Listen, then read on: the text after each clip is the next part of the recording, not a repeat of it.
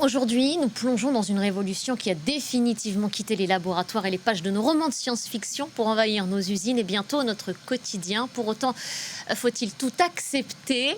Bienvenue dans la déferlante des robots humanoïdes. Bonjour à vous, Guillaume Gralet, c'est avec vous qu'on va plonger justement dans cette révolution. Les robots humanoïdes sont absolument partout. On observe même en ce moment même une course mondiale, mais c'est surtout cette question qui nous vient, pourquoi faire? Oui, c'est une vraie question, Nabia. Effectivement, on les observe partout. On les a observés il y a quelques jours, fin mars, à la Maison-Blanche, invités par Melania Trump. Et on le voit aussi, donc ils sont capables de beaucoup de prouesses dans les usines, avec une dextérité de plus en plus prononcée. On a vu Agility Robotics déployer des robots Digit chez Toyota au Canada, Boston Dynamics équiper une usine Hyundai en Géorgie, également Boston Dynamics apparaître dans certaines usines BMW, et effectivement ils sont capables de plus en plus de prouesses. Alors parfois ils font aussi des écarts. On a vu ces robots faire complètement n'importe quoi dans un restaurant en Chine très récemment, mais c'est au cœur en réalité de la transformation sans doute à venir du travail, s'ils doivent nous alléger, et au cœur d'une course géopolitique mondiale, Nabia. Ils fascinent et ils inquiètent. Alors on parle bien sûr aussi des emplois, mais il y a aussi ce vertige, une blessure narcissique pour l'homme. Oui, en fait, si on observe tout ce qui se passe dans les labos en ce moment, et je me suis intéressé à ce qui se passait à l'université de Tokyo, on voit des robots qui sont dotés d'une peau quasi humaine. Ça sème un tout petit peu le vertige, et on avait vu ces dernières semaines en Chine des robots dotés d'une peau de température humaine. Tout ça, ça fait un petit peu peur, mais il faut quand même garder les pieds sur terre, j'ai envie de dire, parce que malgré toutes les illusions d'empathie, ces robots qui peuvent créer des émotions n'en ont pas eux-mêmes, ils n'ont pas de conscience, et la responsabilité, rappelle le Parlement européen, revient toujours aux humains qui les fabriquent. Là on voit les robots qui sont fabriqués à l'université de Tokyo avec cette peau quasi humaine, c'est assez confondant. Ça va nous rappeler un petit peu la vallée de l'étrange, vous savez, le malaise face à une machine presque humaine qui avait été théorisée par différents roboticiens japonais, et je pense que c'est important de toujours prendre du recul face à ces créatures qui peuvent être très sympathiques. Des créatures, on en a une avec nous, on en a une en plateau, et vous me le présentez. Oui, voilà. Il est sage en tout cas. Oui, il est très très gentil. Alors il respire assez fort, mais sinon il est très sage. Alors en fait, il s'appelle le G1. On le doit au fabricant chinois Unitree. Il mesure environ 1,32 mètres, 35 kilos. Donc on l'a un petit peu surélevé pour qu'il soit avec nous. Mais ce qui est assez intéressant, eh bien, c'est qu'il a un lidar qui lui permet d'observer le monde autour de lui grâce à une vision 3D à 360 degrés, et il a environ 2 heures d'autonomie. Alors on l'a fait venir à France 24, on a pris des images, on peut les mettre derrière moi si vous voulez, et puis voilà, ça on l'a déballé ce matin. Ça c'était en coulisses. Voilà, on remercie Adélaïde qui était avec nous pour faire ces images, et on les sent ensuite monter. Ça c'était ce matin, donc il est arrivé. Il voyage encore dans une boîte, mais vous allez voir, il est allé prendre un café avec Simonie. Ça a créé beaucoup d'émotions, et on a filmé ces images qu'on va montrer en même temps.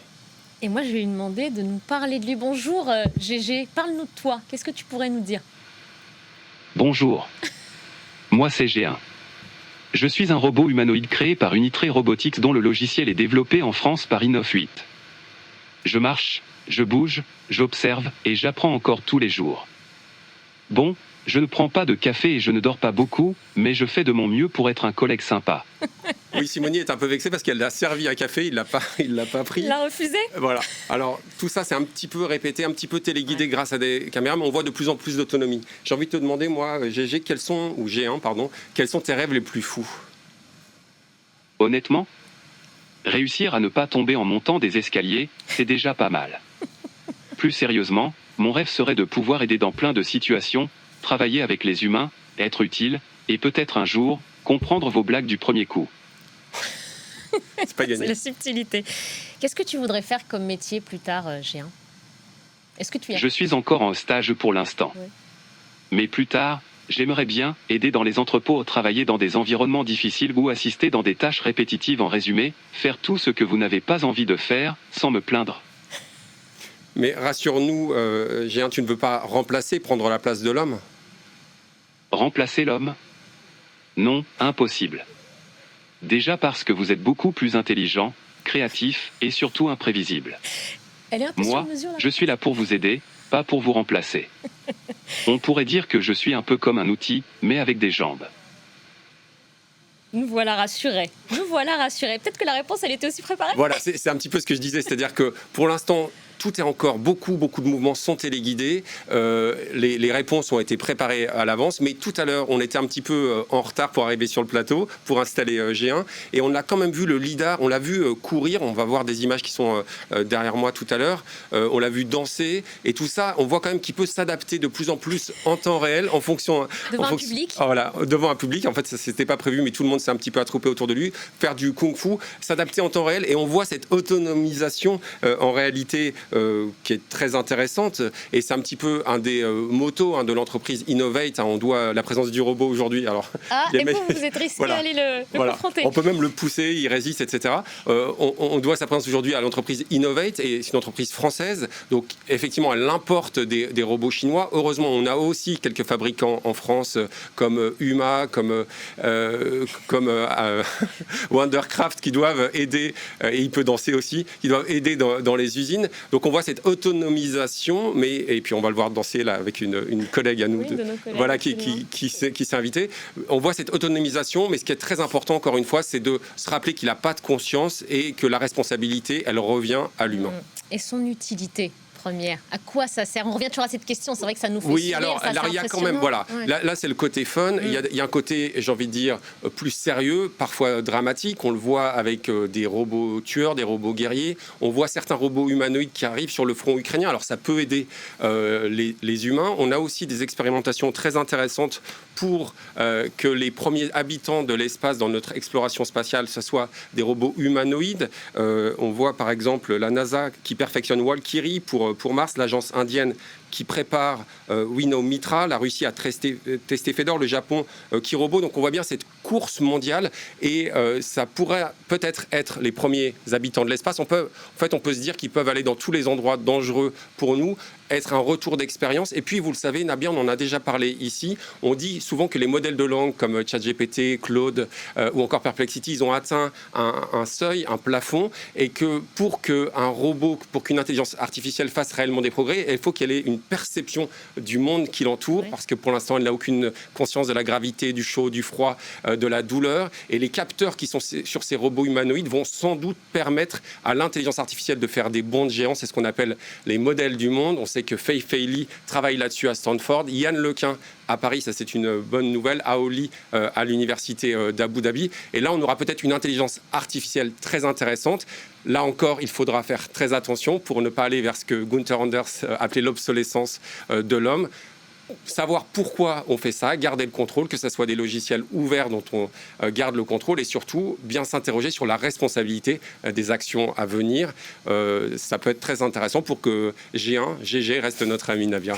Et en quoi ça peut nous amener à revoir, nous, ce qui est vraiment humain en nous?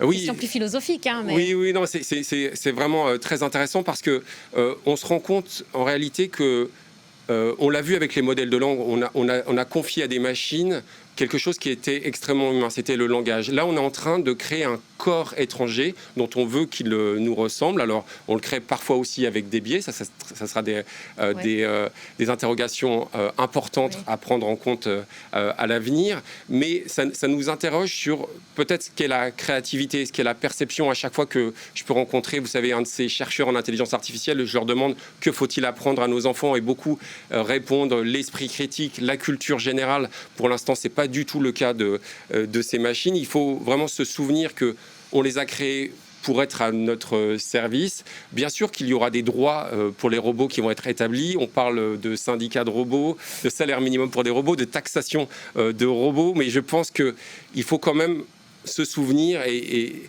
que tout ce qui est humain, on a beaucoup parlé ici du fonctionnement de notre cerveau qui ne consomme que quelques watts pour avoir des résultats fabuleux, cette intuition, la manière de parler entre nous, justement de pouvoir se contredire, de construire ensemble, ça c'est quand même assez unique, et je trouve que c'est une belle leçon à retenir. Et de se dire même des choses qu'on n'a pas forcément envie d'entendre. Voilà, c'est ça. On attend plutôt d'un robot. Oui, il y a cette étude de Stanford qui est sortie, qui a été très très sévère sur ChatGPT, qui combat ce qu'on appelle en en anglais la psychophonie, c'est-à-dire le fait de flatter son interlocuteur. Bien sûr qu'on pourrait tenter de dire je vais prendre un robot humanoïde chez moi. S'il fait la vaisselle, s'il fait le ménage, s'il se limite à ça, tant mieux. Mais ça ne doit pas nous pousser à ne plus vivre avec d'autres êtres humains parce qu'ils ont beaucoup de défauts, mais peut-être encore plus de qualités. Et vous me regardez quand vous dites beaucoup de défauts. Je plaisante. Je regarde vos yeux. Merci beaucoup, Guillaume. Merci beaucoup, G1, d'être passé par le plateau de France 24. Et donc, il a été vraiment très sage. On peut remercier aussi Stéphane Bobo de nous l'avoir apporté sur le plateau. Merci de nous l'avoir confié. Merci beaucoup. On marque une pause. On se retrouve dans quelques instants pour la suite d'Autour du monde. Restez avec nous.